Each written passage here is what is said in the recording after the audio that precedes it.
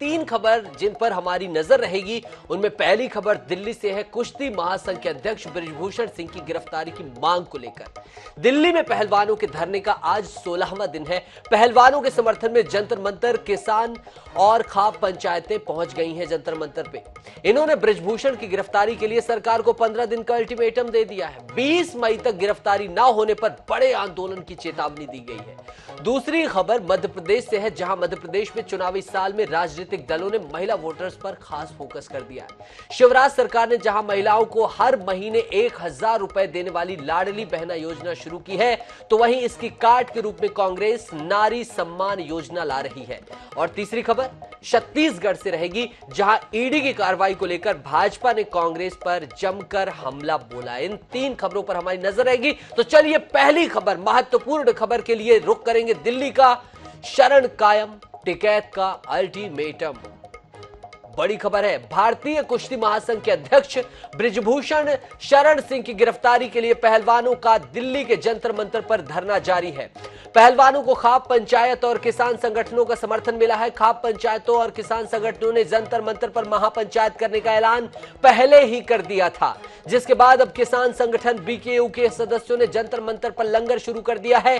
खाप नेताओं का कहना है कि जब कुश्ती संघ के अध्यक्ष बृजभूषण सिंह के खिलाफ एफआईआर दर्ज हो चुकी है तो उनकी गिरफ्तारी क्यों नहीं हो रही है। प्रदर्शन को देखते हुए दिल्ली पुलिस अलर्ट मोड पर आ गई है। सोनीपत दिल्ली हरियाणा बॉर्डर पर अलर्ट है। सिंधु बॉर्डर पर भारी पुलिस बल की तैनातगी की गई है। यहां एसएसबी की बटालियन भी तैनात है। जंतर मंतर पर बड़ी संख्या में सीआरपीएफ और दिल्ली पुलिस के जवानों की तैनाती की गई है। साथ ही इसके आसपास के इलाकों में बैरिकेडिंग की गई है। इसके साथ ही दिल्ली के सीमावर्ती इलाकों में सुरक्षा जांच और गश्त भी बढ़ाई गई है। पहलवानों के समर्थन में जंतर मंतर पर किसान और खाप पंचायतें पहुंची हैं। इन्होंने बृजभूषण की गिरफ्तारी के लिए सरकार को 15 दिन का अल्टीमेटम दिया है। 20 मई तक गिरफ्तारी ना होने पर बड़े आंदोलन की चेतावनी भी दी गई है। तो अब इस खबर में इन डेप्थ हम बात करेंगे, हम कानूनविदों से बात करेंगे। इसके साथ ही हमारी कोशिश रहेगी कि किसान आंदोलन के बड़े नेताओं से हमारी बात हो सके या पहलवानों से बात हो सके। तो पहली खबर, महत्वपूर्ण खबर है, दिल्ली का दंगल जो चल रहा है।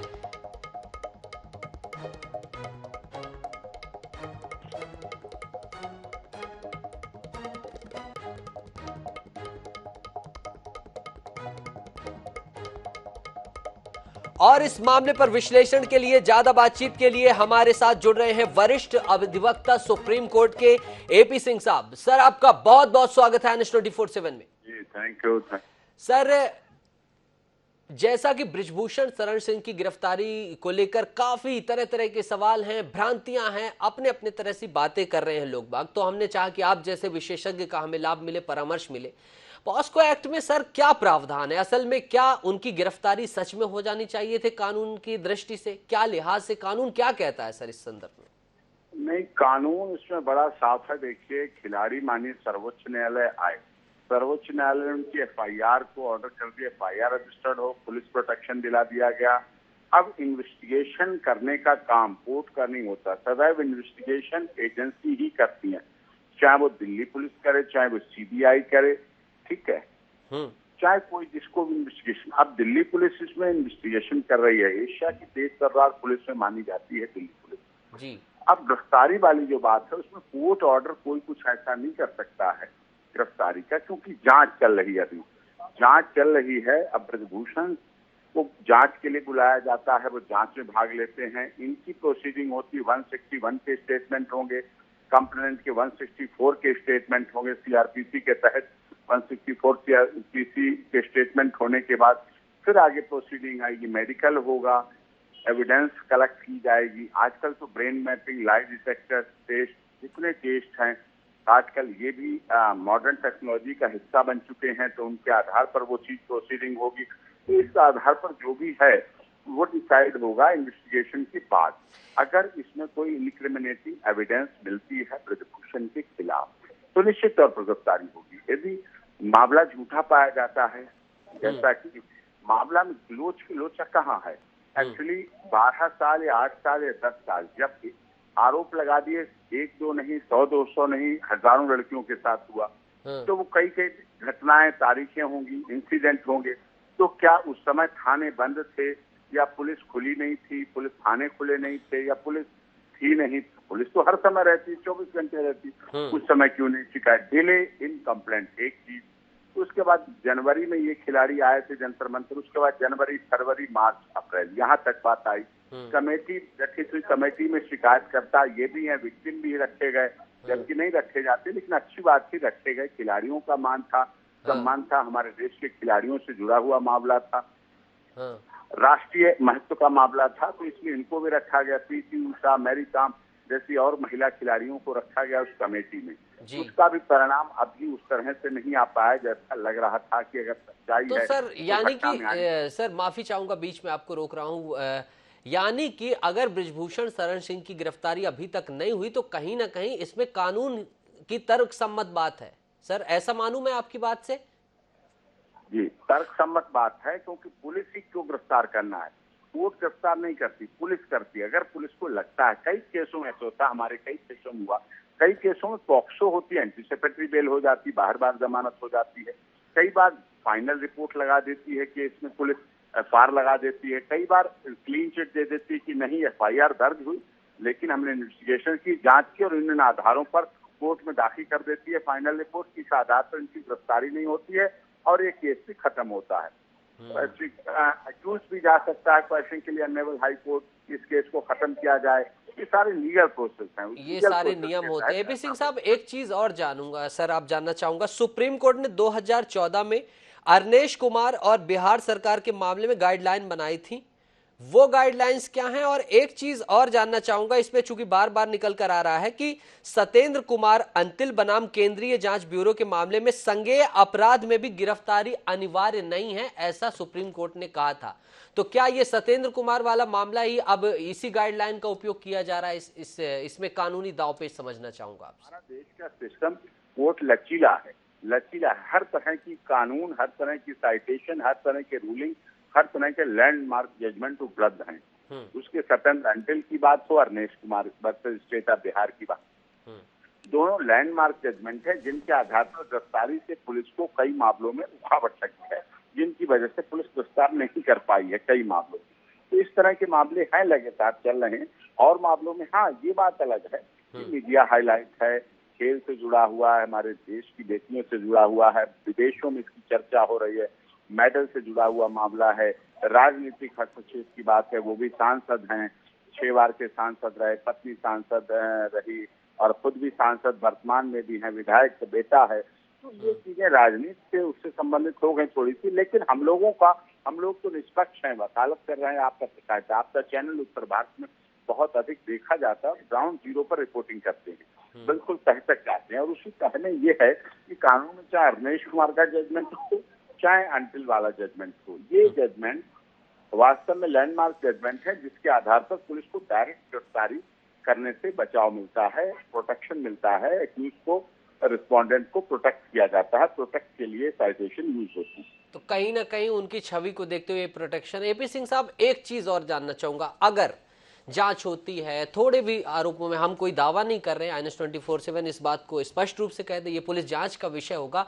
लेकिन अपन अगर कल्पना करते हैं सर कि अगर आरोप होते हैं या कि 15 दिन का अल्टीमेटम किसान संगठन ने दिया है, दबाव आता है, पुलिस गिरफ्तार करती है, तो क्या आगे की कार्रवाई क्या संभावित हो सकती है फिर बृजभूषण शरण सिंह जी के ऊपर?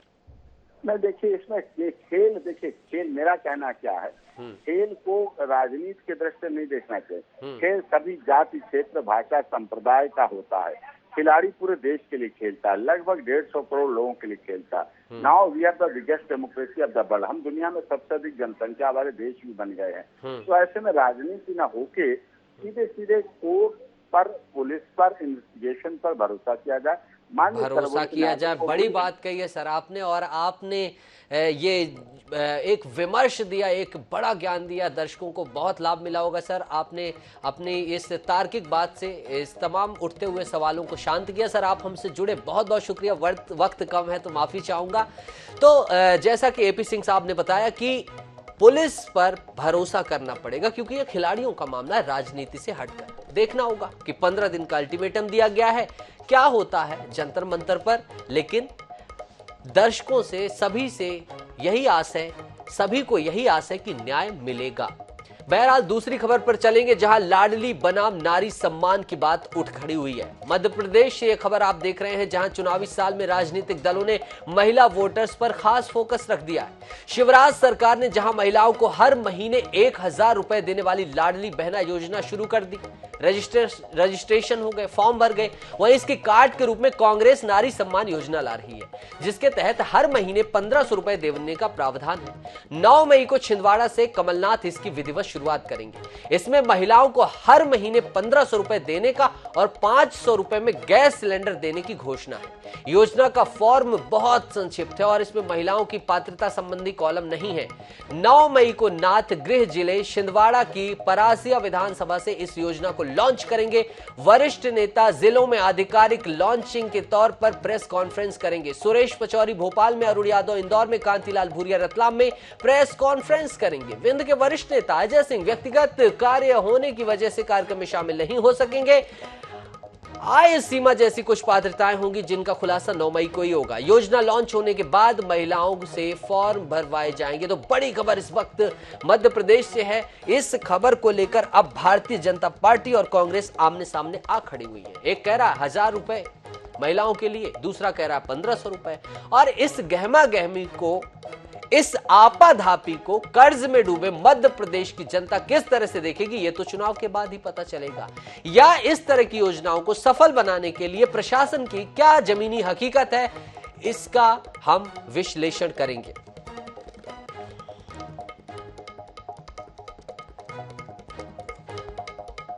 और हमारे साथ जुड़ गए हैं डॉक्टर राम पांडे जी। आप कांग्रेस प्रवक्ता हैं। सर, आपका बहुत बहुत स्वागत है न्यूज़ 24/7 में। Thank you so much. Ram Pandey ji, हमने सुना था कि सरकारें योजनाओं की लॉन्चिंग करती हैं, सरकारें बजट बनाती हैं, फॉर्म निकालती हैं। यहां तो विपक्ष अलग अंदाज में नजर आ रहा है। ये कांग्रेस की अलग तरीके की राजनीति दिखाई दे रही है। जी, महिलाओं को बराबरी का हक है, संविधान में बराबर का हक दिया है, तो महिलाओं को भी बराबर से सम्मान मिलना चाहिए, उनका न्याय मिलना चाहिए, उनके हक में बात होनी चाहिए। जब सरकारें इस काम को नहीं करती हैं तो विपक्ष में हम लोग हैं, तो ये हमारी जिम्मेदारी है, ये महिलाओं के साथ खड़े होने की, उनको न्याय देने की। और जैसा कि अभी आपने देखा होगा कि ग्वालियर में शिवराज जी आए थे, आशा उषा कार्यकर्ता उनसे मिलने के लिए गई थी, उनसे पांडे जी आप जुड़े रहिएगा हमारे साथ। हमारे साथ खास मेहमान बीजेपी प्रवक्ता राजपाल सिसोदिया जी भी जुड़ गए हैं। राजपाल जी, आपका बहुत बहुत स्वागत है न्यूज़ 24/7 में। डॉक्टर राम पांडे जी से बात हो रही है। मैंने पूछा है कि सरकारें अभी तक योजनाओं को लॉन्च करती हैं, फॉर्म भराती हैं, अब इस बृहद स्तर में कांग्रेस कैसे करे, है डॉक्टर राम पांडे इसका जवाब दे रहे हैं। आप सुनिएगा, फिर मैं आपसे प्रतिक्रिया लूंगा। बताएं पांडे जी। जी, मैं यही बता रहा हूं कि कांग्रेस पार्टी ने संविधान में महिलाओं को बराबरी का दर्जा दिया है। भारतीय जनता पार्टी एक ऐसी पार्टी है जहां महिलाओं को न सम्मान दिया जाता है, न बराबरी का दर्जा दिया जाता है। इनके कई संगठन ऐसे हैं जहां महिलाओं को सदस्यता नहीं दी जाती है और पदाधिकारी नहीं बनाया जाता है।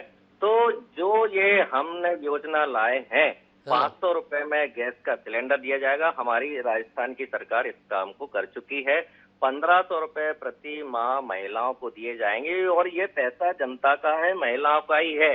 ये कोई हम अपनी जेब से नहीं देंगे और ना सरकारें अपनी जेब से देती हैं, लेकिन महिलाओं के साथ न्याय होना चाहिए। आप जानिए 20% पांडे जी, जब आप सरकार में आएंगे तो फिर आप कहने लगे बड़ा कर्ज है, कर्ज वाला प्रदेश मिला है। आप बीजेपी को भी कोसते रहते हैं कि बहुत कर्ज है, बहुत कर्ज है। तो इस कर्ज के बाद सर 1,500 रुपए कहाँ से आएगा? जी, यही कह रहा हूँ, कर्ज नहीं होता। यदि आप पढ़े लिखे हैं, अर्थशास्त्री हैं, तो कर्ज नहीं होगा। आपके पास डिग्री फर्जियां हैं, आप अनपढ़ लोग हैं, आपको मैनेजमेंट नहीं आता है, इकोनॉमिक्स नहीं आती है, इकोनॉमी नहीं आती है, तो कर्ज बढ़ता जाएगा। कमलनाथ जी मुख्यमंत्री बनेंगे तो ये मध्य प्रदेश का बजट है वो दुगना हो जाएगा। काम करना आना चाहिए। आज व्यापार धंधे ठप पड़े हुए हैं मध्य प्रदेश में, जहां भारतीय जनता पार्टी के शासित प्रदेश है, वहां कोई इंडस्ट्रियलिस्ट काम करने के लिए नहीं आता है। ये तो ठीक है पांडे जी आपने तल्ख टिप्पणी की है। राजपाल जी आपके ऊपर कड़ी प्रतिक्रिया कि पढ़े लिखे लोग नहीं है, अर्थ का इनको ज्ञान नहीं है, बस डिग्री ले लिए हैं। तो बताएं राजपाल जी, डिग्री आप लेकर क्या कर रहे हैं मध्य प्रदेश में? जनता ने डिग्री दी है, हमने डिग्री दी है। कांग्रेस यूनिवर्सिटी से डिग्री लेके आती है, हमको जनता निर्वाचन का प्रमाण पत्र देती है, जिसको बोलते हैं निर्वाचन में विजयी होना। तो हमारे विधायक जीतते हैं, फिर हमारी सरकार बनती है, मुख्यमंत्री जी को जनता डिग्री देती है, मुख्यमंत्री जी फिर लाडली लक्ष्मी योजना लेके आते हैं, मुख्यमंत्री गरीब कल्याण के तहत गरीब कन्याओं का विवाह करते हैं, निकाह करते हैं, उसमें राशि देते हैं। फिर जब वो प्रसूता होती है तो प्रसूता के रूप में मदद उसको देने का काम करते हैं। जब फिर वह गृहिणी के रूप में अपने घर में होती है तो लाडली बहना योजना में उसको जो है राशि उपलब्ध कराने का काम करते हैं। और उसके बाद में जब वह उसे पेंशन मिलने का काम होता है। इस प्रकार से हम नारी सम्मान करते हुए समाज में उसे पर्याप्त प्रतिनिधित्व मिले, घर में उसको सम्मान मिले, इसलिए उसको आर्थिक मदद करके समाज की मुख्य धारा में लाने का काम करते हैं।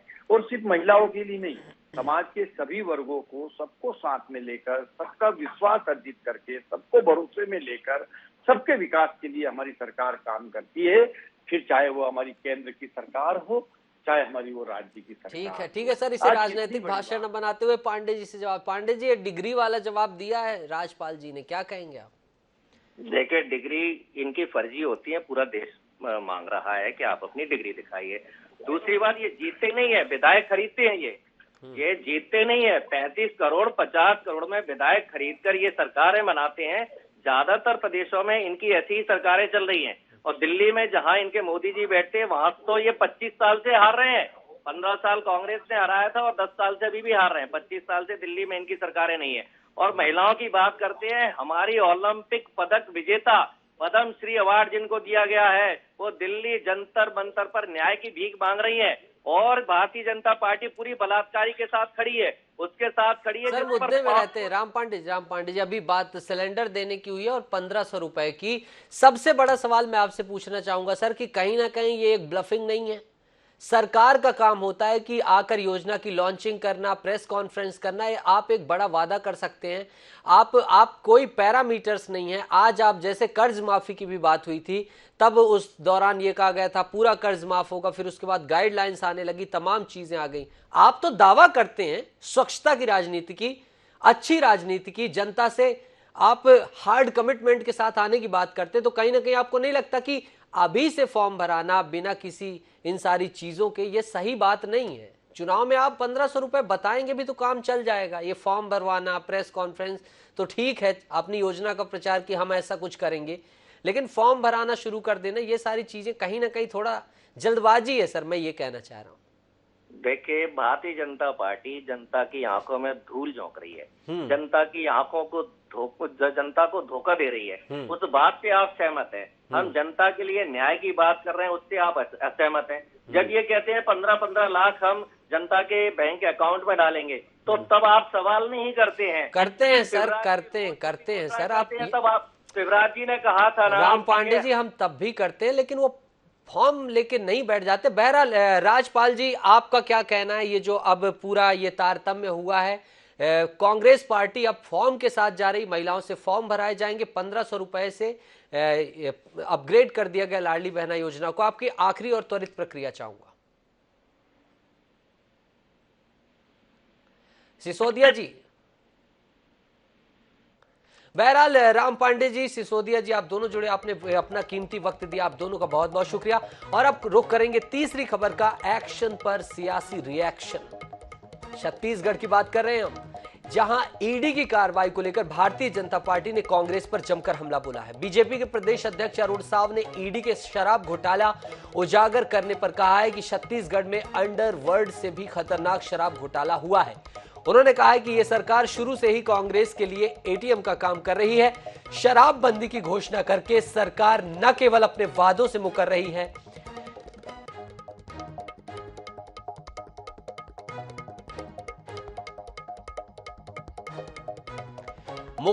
है, बल्कि शराब बेचकर बड़े पैमाने पर गड़बड़ी भी की है। साव के बयान पर प्रदेश कांग्रेस अध्यक्ष मोहन मरकाम ने कहा कि पूरे देश में ईडी वही कार्रवाई कर रही है जहां भाजपा का शासन नहीं है। ईडी की ओर से जारी प्रेस रिलीज 2000 करोड़ के शराब घोटाले की बात सामने आई है। इसी आधार पर प्रदेश अध्यक्ष अरुण साव ने कहा कि प्रदेश में शराब की आड़ में घोटाला हुआ है। भाजपा के इन आरोपों पर पुष्टि अब ईडी की कार्रवाई से पुख्ता हो गई है। इस सरकार को अब बने रहने का कोई भी अधिकार नहीं है, क्योंकि उन्होंने न सिर्फ जनता के साथ धोखा किया बल्कि बड़े पैमाने पर भ्रष्टाचार किया है। उन्होंने इस घोटाले की सुनवाई फास्ट ट्रैक कोर्ट में कराने की मांग भी की है, ताकि सभी जिम्मेदार और दोषियों को शीघ्र सजा मिल सके। अरुण साव ने कहा है कि जिस तरह से नौकरशाह और नेताओं ने मिलकर इस गड़बड़ी को अंजाम दिया है, उस तरह का अपराध देश में कहीं और नहीं हुआ है। ईडी ने इस घोटाले के प्रमुख सूत्रधार अनवर ढेबर को गिरफ्तार किया है। इधर पीसीसी चीफ मरकाम ने कहा है कि पिछले 15 साल में भाजपा सरकार में 36,000 करोड़ का नान घोटाला हुआ। पनामा कांड में किसके बेटे का नाम सामने आया, इस पर भी बीजेपी प्रदेश अध्यक्ष अरुण साव को जवाब देना चाहिए। भाजपा के कार्यकाल में जितने भी घोटाले हुए, ईडी उसकी जांच करे। भाजपा को राज्य सरकार पर उंगली उठाने के पहले अपने गिरेबान पर झांकना चाहिए। कि जो ईडी ने प्रेस रिलीज में लिखा है कि हाईएस्ट पॉलिटिकल एग्जीक्यूटिव के सहयोग से ये सारा क्राइम हुआ है, तो वो हाईएस्ट पॉलिटिकल एग्जीक्यूटिव कौन है, उसका संबंध अनवर ढेबर से क्या है? देखिए, जहां जहां विपक्ष की सरकारें हैं, उन सरकारों को परेशान करने के लिए लगातार ईडी का दुरुपयोग किया जा रहा है, मगर हम उनसे डरने वाले नहीं, उसका मुकाबला करेंगे। और मामले पर बातचीत के लिए हमारे साथ देवलाल ठाकुर जी जुड़ गए हैं। आप बीजेपी प्रवक्ता हैं। सर, आपका बहुत बहुत स्वागत है NS24/7 में। और अजय गंगवानी जी, आपका बहुत बहुत स्वागत है NS24/7 में। सबसे पहले मैं रुख करना चाहूंगा गंगवानी जी का। सर, राम राज की बात की गई थी, 2000 करोड़ कैसे हुआ सर ये सब? नीतीश जी, देखिए, ये भारतीय जनता पार्टी के जो आरोप है पूरी तरह निराधार है। कहीं ना कहीं भारतीय जनता पार्टी छत्तीसगढ़ में मुख्यमंत्री भूपेश बघेल जी की सरकार, सरकारी योजनाएं, उनके जो कार्य हो रहे हैं उससे राजनीतिक रूप से मुकाबला नहीं कर पा रहे, और मुख्यमंत्री और सरकार की छवि खराब करने के लिए केंद्रीय एजेंसियों का दुरुपयोग किया जा रहा है। देखिए, पहले भी इनके द्वारा ईडी के द्वारा छापे मारे गए, एक भ्रामक आंकड़े प्रस्तुत किए गए, उन भ्रामक आंकड़ों में उसकी स्पष्ट जानकारी नहीं है, उसके पीछे का आधार क्या है, क्या आंकड़े हैं। आज भारतीय जनता पार्टी मुद्दाहीन हो चुकी है, इस प्रकार के आंकड़ों को अपने हिसाब से मोल्ड करके आज उस प्रकार का दुष्प्रचार कर रही है।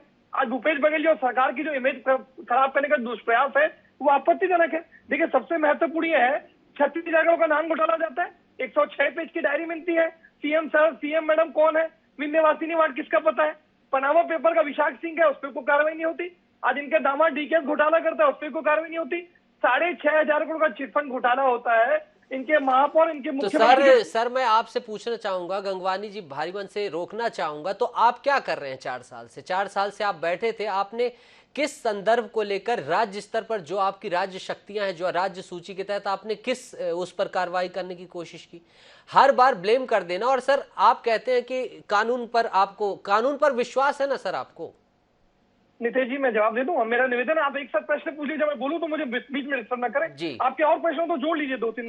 नहीं, त्वरित में चाहूंगा सर, आप पुरानी बातों को, मैं आप पे वक्त का सर माफी चाहूंगा तकाजा है। 2000 करोड़ की बात सामने निकल कर आई है, और एक संगठित ढांचे की भी बात सामने आई कि ढांचा एक काम कर रहा है सर। तो ये कोई हवा में बात नहीं हो सकती ना सर। आप केंद्रीय एजेंसी पर, चलिए ठीक है, एक राजनीतिक प्रभाव की आप बात करें, हो सकता है, लेकिन पूरी बात हवा में तो गढ़ी नहीं जा सकती ना सर।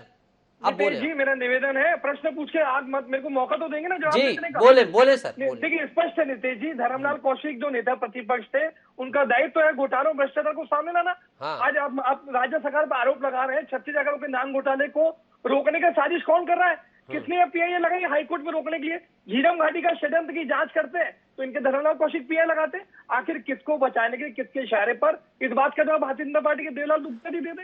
ये दोहरा चरित्र है। तो गंगवानी जी, आपका साफ कहना है कि ये राजनीतिक प्रेरित कार्रवाई है, राजनीति से प्रेरित है, इसमें कांग्रेस का कोई लेना देना नहीं है। सर, आपकी बात को as it is Devlal Thakur ji सुन रहे थे। ठाकुर जी, क्यों आप राजनीतिक प्रतिद्वंदिता निभाते हैं भाई? 2000 करोड़ रुपए का घोटाला आपने ठुकवा दिया।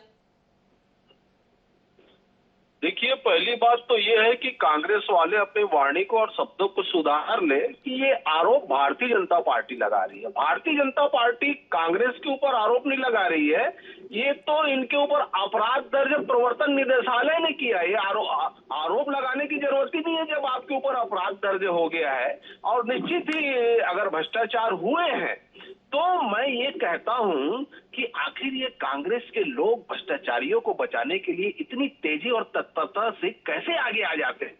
क्या ये भ्रष्टाचारियों को बढ़ने दे?